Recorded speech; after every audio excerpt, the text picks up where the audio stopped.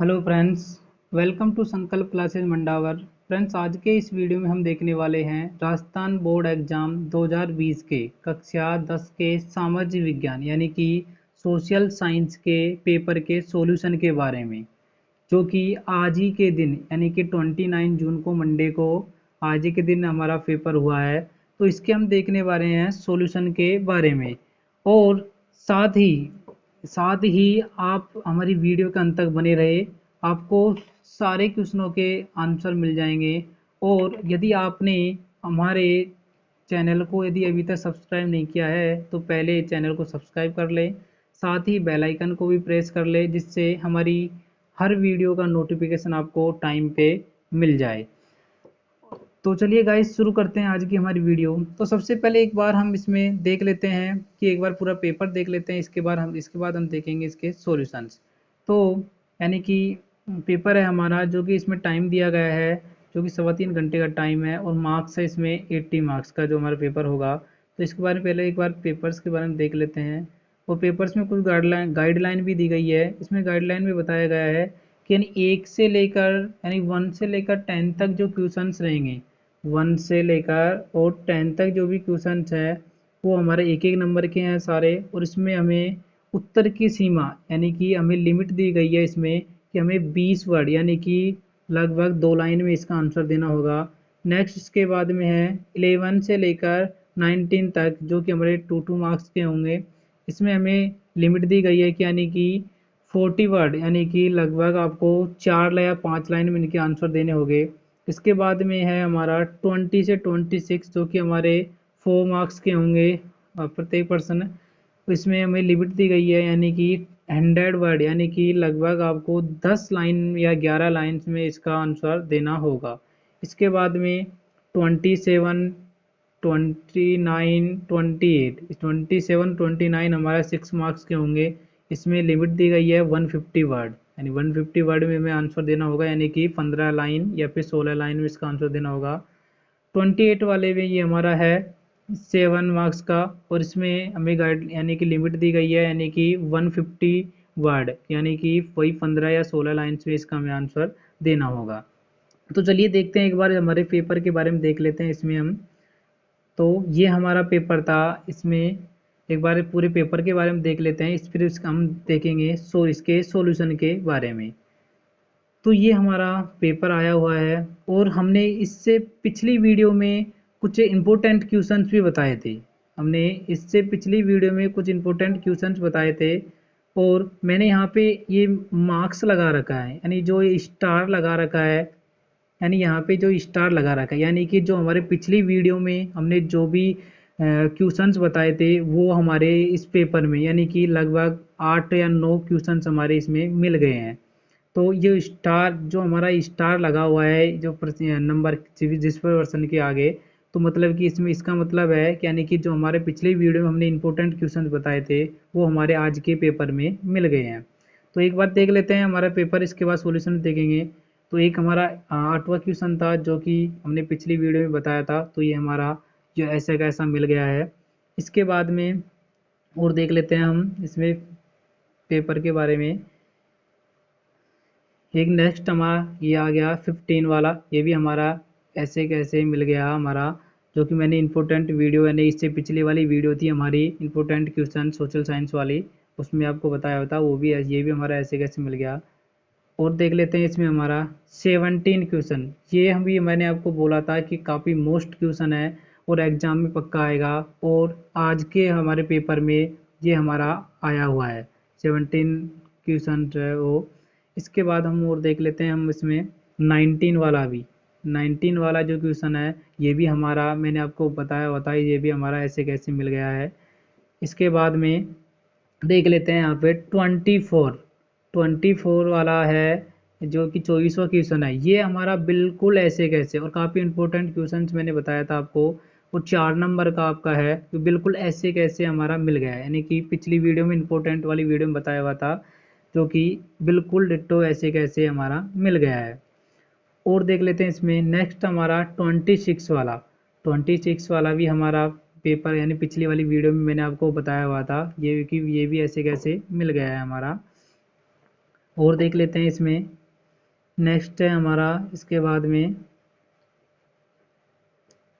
30, यानी जो कि 30 वाला क्वेश्चन है, इसमें हमारा जो मैप के बारे में थे, वो मैप में हमारे दो हमारे मिल चुके हैं। यानी कि एक तो हमारा इसमें हीराकुंड परियोजना, मैंने आप बताया था कि कोई भी परियोजना मिल सकती है आपको। हीराकुंड परियोजना है, और एक और परियोजना थी दामोदर घाटी परियोजना, और विशाखापट्टनम। ये हमारे दोनों ऐसे कैसे मिल गए हैं यहाँ पे, तो मैंने पिछली वाली वीडियो मैप में बताए थे आपको, इसमें से आपके दो मिले हुए हैं। यानी कि एक हमारा विशाखापट्टनम और एक परियोजना वाला मिल गया है ऐसे कैसे। चलो अब देख लेते हैं गाइज एक बार हम इसमें इसके सॉल्यूशन के बारे में। तब सॉल्यूशन के बारे में देखते हैं एक एक के बारे में। चलिए गाइज, तो आज का हमारा पेपर था राजस्थान बोर्ड का क्लास 10 का, तो इसके सॉल्यूशन के बारे में देख लेते हैं। सबसे पहले हमारा क्वेश्चन था कि मौर्य वंश का संस्थापक कौन था। तो मौर्य वंश का संस्थापक थे हमारा चंद्रगुप्त मौर्य और चाणक्य। वैसे कई बार इसमें बताया गया है कि सम्राट अशोक संस्थापक थे, लेकिन वो अंतिम संस्थापक थे। लेकिन इसकी जो मौर्य वंश के संस्थापक थे वो चंद्रगुप्त मौर्य और चाणक्य आएंगे। इसके बाद में नेक्स्ट हमारा क्वेश्चन है कि दूसरा नंबर का हमारा क्वेश्चन है कि अकबर ने इबादत खाने का निर्माण क्यों करवाया। नेक्स्ट हमारा क्वेश्चन है सेकंड नंबर का कि अकबर ने इबादत खाने का निर्माण क्यों करवाया। इसका सॉल्यूशन है कि अकबर ने इबादत खाने का निर्माण इसलिए करवाया था ताकि सभी धर्मों के धर्मगुरु एक जगह उपस्थित होकर, यानी कि अकबर ने इबादत खाने का निर्माण इसलिए करवाया था ताकि सभी धर्मों के धर्मगुरु एक जगह उपस्थित होकर सभी धर्मों की शिक्षाओं पर चर्चा और वाद विवाद कर सके। यानी कि शिक्षाओं के बारे में चर्चा और इसके बारे में वाद विवाद कर सके, इसलिए अकबर ने इबादत खाने का निर्माण करवाया था। नेक्स्ट क्वेश्चन है हमारा थर्ड नंबर का, ये हमारा है कि वर्तमान में प्रत्यक्ष लोकतंत्र कहाँ पाया जाता है। तो वर्तमान में प्रत्यक्ष लोकतंत्र हमारा पाया जाता है स्विट्जरलैंड में। प्रत्यक्ष में जो लोकतंत्र है हमारा वो स्विट्जरलैंड में पाया जाता है। इसके बाद में नेक्स्ट हमारा क्वेश्चन है 4 नंबर का, ये हमारा कि सन 2011 की जनगणना के अनुसार भारत का सबसे अधिक जनसंख्या वाला राज्य कौन सा है। तो इसका हमारा सॉल्यूशन है उत्तर प्रदेश। 2011 की जनगणना के अनुसार सबसे अधिक जनसंख्या वाला राज्य है उत्तर प्रदेश।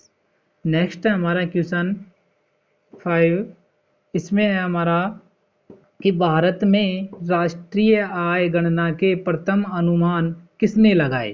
तो भारत में राष्ट्रीय आय गणना के प्रथम अनुमान दादा भाई नौरोजी, जो कि 1868 में लगाया गया था। यानी दादा भाई नौरोजी ने भारतीय यानी कि राष्ट्रीय आय गणना के प्रथम अनुमान लगाए थे।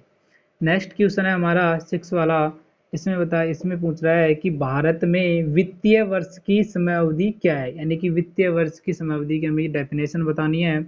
तो वित्तीय वर्ष की समयावधि की डेफिनेशन है कि 12 माह की वह अवधि जो प्रत्येक वर्ष 1 अप्रैल से प्रारंभ होकर अगले वर्ष 31 मार्च को समाप्त होती है, वित्तीय वर्ष की समयावधि कहलाती है।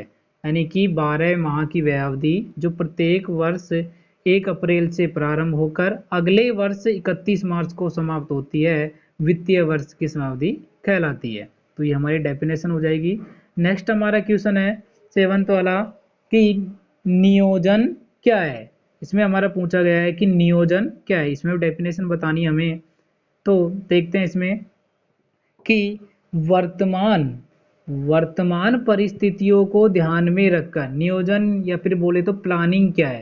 यानी कि इसका आंसर है कि वर्तमान परिस्थितियों को ध्यान में रखकर किसी लक्ष्य की प्राप्ति के लिए भविष्य की रूपरेखा तैयार करना। यानी कि वर्तमान परिस्थितियों को ध्यान में रखकर किसी लक्ष्य की प्राप्ति के लिए भविष्य की रूपरेखा तैयार करना, यानी कि फ्यूचर की रूपरेखा तैयार करना नियोजन या फिर प्लानिंग कहलाता है। नेक्स्ट क्वेश्चन है हमारा कि मुद्रास्फीति नियंत्रण का कोई एक मौद्रिक उपाय लिखना है। यानी कि मुद्रास्फीति नियंत्रण का कोई एक हमें उपाय बताना है। तो इसका हमारा सॉल्यूशन है कि कि मुद्रास्फीति में कमी लाने के लिए या फिर नियंत्रण के लिए मुख्यतः 3 उपाय किए जाते हैं। पहला है हमारा बैंक दर नीति, दूसरा हमारा है कैश रिजर्व रेशियो जिसे हम CRR बोल सकते हैं, और तीसरा है हमारा ओपन मार्केट ऑपरेशंस। तो ये मुद्रास्फीति नियंत्रण के उपाय हैं 3, जिसमें हमारा एक पूछा गया है तो आप कोई भी एक लिख सकते हो, या तो मुद्रा या तो बैंक दर नीति, या फिर कैश रिजर्व रेशियो, या फिर ओपन मार्केट ऑपरेशंस, किसी भी एक के बारे में आप लिख सकते हो। नेक्स्ट हमारा क्वेश्चन है कि भारत में गरीबी का कोई एक आर्थिक कारण बताना है, कि भारत में गरीबी अत्यधिक फैली हुई है, इसका हमें कोई कारण बताना है। तो इसका आंसर है कि देश की बढ़ती हुई आबादी, या फिर बोले तो अधिक जनसंख्या, यानी कि भारत में गरीबी का अहम कारण है वो है अधिक जनसंख्या। नेक्स्ट क्वेश्चन है हमारा कि छिपी या प्रच्छन्न बेरोजगारी क्या है। नेक्स्ट हमारा 10वां क्वेश्चन पूछ रहा है कि छिपी व प्रच्छन्न बेरोजगारी क्या है। तो इसका आंसर है कि ऐसी बेरोजगारी जहां लोग प्रत्यक्ष रूप से कार्य कर रहे हैं, यानी कि ऐसी बेरोजगारी जहां लोग प्रत्यक्ष रूप से कार्य कर रहे हैं परंतु ये सब इनकी क्षमता से कम काम करते हैं, यानी कि लोग प्रत्यक्ष रूप से काम तो कर रहे हैं लेकिन ये सब इनकी क्षमता से कम काम करते हैं। तो इस प्रकार की अल्प बेरोजगारी को छिपी या फिर प्रच्छन्न बेरोजगारी कहते हैं। तो इसकी हमारी डेफिनेशन हो जाएगी। नेक्स्ट हम देखते हैं हमारा कि आगे इसमें हम जो भी क्वेश्चंस आएंगे, यानी कि आगे हमारे इसमें क्वेश्चंस है 11 से लेके 12 या फिर 21 से 26 और 27 से 29 तक, इसके हमारे जो भी क्वेश्चंस हैं इनके आंसर आपको आपकी कोई भी गाइडलाइन या फिर बुक में आपको आसानी से मिल जाएंगे। यानी कि एक बार मैं आपको बता देता हूँ एक एक के बारे में। यानी 10 तक तो हमारा सॉल्यूशन हो गया था। अब देखते हैं यहाँ पे हमारा 11 से, यानी कि 11 क्वेश्चन पूछ रहा है हमारा कि आप अपने राज्य की विधानसभा का चुनाव लड़ना चाहते हैं, इस हेतु कौन सी योग्यता आवश्यक है। यानी कि आप अपने विधानसभा का चुनाव लड़ना चाहते हैं, इस हेतु हमें उसकी योग्यता बतानी है। तो 2 नंबर का क्वेश्चन है हमारा, इसके बारे में इसकी योग्यता बतानी है कि विधानसभा का चुनाव लड़ने के लिए कौन कौन सी योग्यताएं होनी चाहिए। नेक्स्ट क्वेश्चन है हमारा 12 है कि केंद्र सरकार के द्वारा संचालित किन्हीं 4 जल परियोजनाओं के नाम बताने हैं। यानी कि केंद्र सरकार के द्वारा संचालित किन्हीं 4 परियोजनाओं के सिर्फ आपको नाम पूछ रहा है यहाँ पे, जैसे दामोदर घाटी परियोजना है, और इसके अलावा जो कि हमारा पूछा गया है, तो ये हमारे को 4 परियोजना बताना है इसके बारे में। इसके बाद हम चलते हैं नेक्स्ट 13 वाला क्वेश्चन देखते हैं हमारे इसमें कि व्यापारिक फसलें क्या हैं। तो कोई 2 व्यापारी फसलों के नाम बताने, यानी कि हमें पहले तो व्यापारी फसलों की डेफिनेशन बतानी है और इसके बाद में हमें कोई 2 व्यापारी फसलों के नाम बताने हैं। इसके बाद में है नेक्स्ट हमारा कि धात्विक खनिज क्या है। नेक्स्ट हमारा पूछा है 14 क्वेश्चन कि धात्विक खनिज क्या है और लोह धातु खनिजों के कोई 2 उदाहरण देने हैं। यानी पहले धात्विक खनिज की हमें डेफिनेशन बतानी है, परिभाषा बतानी है, इसके बाद में लोह धातु खनिज के कोई 2 उदाहरण बताने हैं। डेफिनेशन के लिए हमारा 1 नंबर मिल जाएगा और हमें उदाहरण के लिए 2 उदाहरण पूछ रहा है तो उनके हमारे आधा नंबर मिल जाएगा। नेक्स्ट हम देखते हैं क्वेश्चन हमारा 15वां क्वेश्चन, और यहाँ पे स्टार बना हुआ है। अब इस स्टार का मतलब ये है कि हमने जो पिछली वीडियो बनाई थी, यानी कि जो इम्पोर्टेंट क्वेश्चंस के लिए सोशल साइंस के पेपर होने से पहले हमने 4-5 दिन पहले वीडियो डाली थी कि important questions of social science, उसके लिए वीडियो डाली थी। उसमें से हमारे ये क्वेश्चन मिला हुआ है। ऐसे कैसे हमारा क्वेश्चन मिल गया कि भारत में सूती वस्त्र उद्योग संकट में है, पक्ष में कोई 2 कारण लिखने हैं। यानी कि सूती वस्त्र उद्योग संकट में क्यों है, इसके 2 कारण बताने हैं। और हमारे पिछली वीडियो में मैंने आपको बताया होता है इस क्वेश्चन के बारे में। और इसके बाद देखते हैं हमारा 16वां क्वेश्चन, यानी कि 16वां क्वेश्चन के बारे में देखते हैं कि राष्ट्रीय जनसंख्या नीति 2000 की संक्षिप्त में व्याख्या करनी है। यानी कि राष्ट्रीय जनसंख्या नीति 2000 में क्या है इसके बारे में ही बताना है और 2 नंबर का हमारा मार्क्स है इसमें। नेक्स्ट हम देखते हैं आगे हमारा कि स्वर्णिम चतुर्भुज महाराज मार्ग की व्याख्या कीजिए। और मैंने पिछली वीडियो में आपको बताया था, मोस्ट इम्पोर्टेंट के रूप में बताया था, स्टार मैंने यहाँ पे लगा रखा है कि ये पर्सन 100% आ सकता है। और बिल्कुल आज के पेपर में हमारा आया हुआ है कि स्वर्णिम चतुर्भुज महाराज मार्ग क्या है, और हमारा ऐसे कैसे मिल गया। तो इसलिए हमने यहाँ पे कुछ पिछली वीडियो डाली थी इंपॉर्टेंट वीडियो के लिए, जिससे किसी जो भी स्टूडेंट्स ने हमारी पिछली वीडियो देखी हुई है उसको बहुत लाभ मिला होगा। इसके बाद देखते हैं हमारा नेक्स्ट क्वेश्चन है जो कि सड़क सुरक्षा यानी कि रोड सेफ्टी के बारे में है। वो हमारा 18वां क्वेश्चन कि सड़क दुर्घटनाओं की रोकथाम हेतु कोई 4 उपाय लिखने हैं, यानी सड़क दुर्घटनाओं को कम किस तरह किया जा सकता है, उसके हमें कोई 4 उपाय बताने हैं। इसके बाद में हमारा है 19वां क्वेश्चन, यानी कि जो इसमें भी स्टार लगा रखा है, यानी कि इसका मतलब यानी पिछली वीडियो में यह क्वेश्चन मैंने आपको ऐसे कैसे बताया हुआ है कि स्वच्छ भारत मिशन से ग्रामीण क्षेत्रों की स्थिति सुधर रही है, यानी कि स्वच्छ भारत मिशन से ग्रामीण क्षेत्र की जो स्थिति है वो सुधर रही है। तो इसके बारे में हमें एक्सप्लेन करना है, इसके पक्ष में कोई हमें 2 कारण बताने हैं। नेक्स्ट हमारा 20 क्वेश्चन है हमारा कि 20वां क्वेश्चन हमारा है कि गुप्त काल की, हमारा है नेक्स्ट क्वेश्चन कि गुप्त काल की कोई 4 प्रसिद्ध सांस्कृतिक उपलब्धियां लिखनी है, यानी कि गुप्त काल में कोई हमारी 4 प्रसिद्ध सांस्कृतिक उपलब्धियां बतानी है हमें। इसके बाद में हम चलते हैं 21 यानी कि 21वां क्वेश्चन के बारे में। ये हमारा कि बाबर भारत में किन विजयों के लिए प्रसिद्ध है, कि बाबर जो बाबर है वो भारत में कौन कौन से विजयों के लिए प्रसिद्ध है, यानी कहाँ कहाँ उसने विजय प्राप्त की थी भारत में बाबर ने। इसके बाद में है नेक्स्ट हमारा कि जर्मन, यानी 22वां क्वेश्चन है वो हमारा कि जर्मन के एकीकरण में प्रमुख बाधाएं कौन कौन सी थी, किन्हीं 4 का उल्लेख करना है, यानी कि जर्मन का जब एकीकरण हुआ था तो वहाँ उसमें कौन कौन सी बाधाएं आई थी, तो किन्हीं 4 के बारे में आपको बताना है। इसके बाद में चलते हैं नेक्स्ट हमारा कि लोकतंत्र एक 23 यानी कि 23वां क्वेश्चन है हमारा कि लोकतंत्र का श्रेष्ठ शासन व्यवस्था है, यानी कि लोकतंत्र एक श्रेष्ठ शासन व्यवस्था है।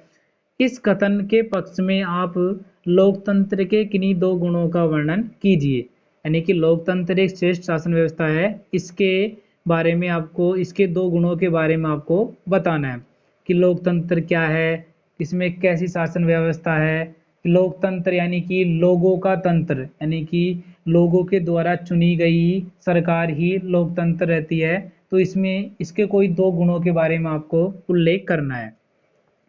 नेक्स्ट हम देखते हैं आगे हमारा 24 यानी कि 24वां क्वेश्चन है, और ये बहुत ही मोस्ट इम्पोर्टेंट क्वेश्चन था। पिछली वीडियो में जो भी हमारी इम्पोर्टेंट वाली वीडियो थी इसमें मैंने आपको बताया था कि 100% आपको मिलेगा इसमें से, और बिल्कुल डिट्टो ऐसे कैसे मिल गया है हमारा कि भारतीय अर्थव्यवस्था की विकासशीलता को दर्शाने वाली कोई 4 विशेषताओं का वर्णन करना है। मैंने पिछले वीडियो में बोला था आपको कि 100% आपको क्वेश्चन आ सकता है, और आज के पेपर में हमारा आया हुआ है ये कि भारतीय अर्थव्यवस्था की विकासशीलता को दर्शाने वाली कोई 4 विशेषताओं का हमें वर्णन करना था। तो इसके बाद हम देखते हैं हमारा 25 वाला क्वेश्चन, यानी 25वां क्वेश्चन। ये हमारा इसमें पूछ रहा है हमें कि वस्तु विनिमय प्रणाली को हमें समझाना है कि वस्तु विनिमय प्रणाली क्या होती है। और 4 नंबर का क्वेश्चन है तो हमें मिनिमम 5-6 लाइन्स में इसका आंसर देना होगा, यानी कि वहाँ सॉरी इसने पहले गाइडलाइन दी गई है, यानी कि 21 से 26 तक इसमें आपको 100 वर्ड, यानी कि आपको 100 वर्ड्स यानी कि 10 या 11 लाइन में इसका आंसर देना होगा। नेक्स्ट आगे हमारा 26वां क्वेश्चन, और इसमें भी स्टार लगा हुआ है। ये भी हमारी पिछली वीडियो में मैंने आपको बताया हुआ है कि आपके अनुसार उपभोक्ता के रूप में आपको कौन कौन से विविध अधिकार प्राप्त है, कि उपभोक्ता को कौन कौन से अधिकार दिए गए हैं, कोई 4 का उल्लेख करना है कि उपभोक्ता को कौन कौन से अधिकार दिए गए हैं। जैसे उपभोक्ता को अधिकार दिया हुआ है कि उपभोक्ता हम सामान खरीदते समय उसके उचित रेट को देके एक्सपायरी डेट वगैरह के बारे में जानकारी ले और उचित तोल माप के ही सामान खरीदे। तो इस प्रकार के बारे में यानी अधिकारों के बारे में हमें बताना है कि उपभोक्ता को कौन कौन से अधिकार दिए गए हैं। और पिछली वीडियो में स्टार लगा हुआ है, स्टार का मतलब ये है यानी कि पिछली वीडियो में ये क्वेश्चन हमारा मैंने आपको बताया हुआ है, पिछली वीडियो में आपको इंपॉर्टेंट क्वेश्चंस वाली में।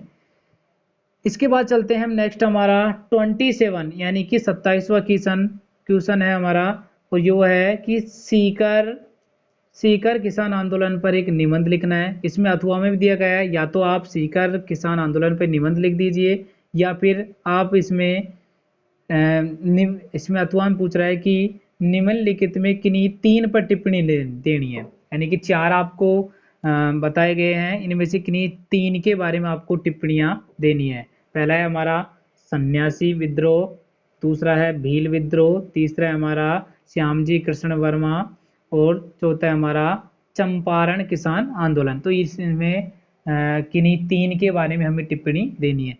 तो या तो आप सीकर किसान आंदोलन पर निबंध लिख दीजिए या फिर इनमें से किन्हीं 3 के बारे में टिप्पणी लिखनी है। तो दोनों नहीं करने हैं आपको, तो किन्हीं दोनों में से कोई एक करना है क्योंकि अथवा में दिया गया है। इसके बाद चलते हैं नेक्स्ट, हमारा है 28वां क्वेश्चन यानी कि 28वां क्वेश्चन, और इसमें पूछा गया है हमारा कि भारत के राष्ट्रपति की निम्न शक्तियों का वर्णन करना है। इसमें आपको कंडीशन दी गई है कि भारत के राष्ट्रपति की कौन कौन सी शक्तियाँ होती हैं।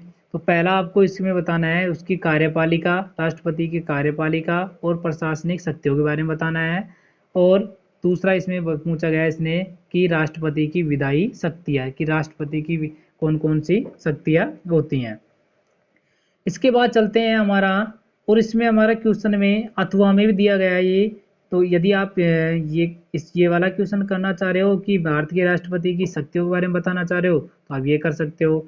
यदि आप ये नहीं करना चाहते, आपको आंसर नहीं पता इसका, तो आप अथवा में दिया गया है इसमें कि भारत के सर्वोच्च न्यायालय की निम्न शक्तियों का व कार्यों का वर्णन करना है। इसमें पहला आपको प्रारंभिक क्षेत्राधिकार बताने हैं, दूसरा आपको अपीलीय क्षेत्राधिकार बताने हैं। नेक्स्ट हमारा क्वेश्चन है 29 यानी 29वां क्वेश्चन। इसमें आपको पूछा गया है कि राज्य मंत्री परिषद की शक्तियों एवं कार्यों की विवेचना करनी है। तो अथवा में ये भी अथवा में दिया गया है हमारा, तो या तो आप राज्य मंत्री परिषद की शक्तियों एवं कार्यों की विवेचना के बारे में बता दीजिए, या फिर आपको इसका आंसर नहीं पता है तो आपको अथवा में दे रखा है कि राज्य विधान परिषद के गठन की विस्तृत विवेचना करनी है। तो इन दोनों में से आप किसी एक के बारे में आंसर लिख सकते हैं। लास्ट हमारा क्वेश्चन है 30 यानी कि 30वां क्वेश्चन है, और वो है हमारा इंडिया के मैप के बारे में, यानी कि भारत के रेखा मानचित्र में निम्नलिखित को अंकित करना है। और इसमें भी स्टार लगे हुए हैं, एक हमारा हीराकुंड परियोजना पे लगा हुआ है और एक हमारा लगा हुआ है विशाखापट्टनम में। यानी कि पिछले वीडियो में मैंने आपको बताया था कि कोई भी परियोजना आ सकती है, उसमें दामोदर घाटी परियोजना या फिर हीराकुंड परियोजना, तो इसके बारे में बताया गया। तो हीराकुंड परियोजना हमारी आ गई इसमें। एक हमारा मैंने इसमें स्टार लगा रखा है विशाखापट्टनम, ये मैंने आपको पिछली वीडियो में बताया था, तो ये भी हमारा आ गया है। तो एक बार इन सबका सॉल्यूशन देख लेते हैं और मैप के जरिए से इनका सबका सॉल्यूशन देख लेते हैं एक बार इसमें। तो यहाँ पे मैंने आपको मैप बताया गया है, यहाँ पे मैप में देख लेते हैं इसका सॉल्यूशन। लास्ट वाले क्वेश्चन का हम सॉल्यूशन देखते हैं।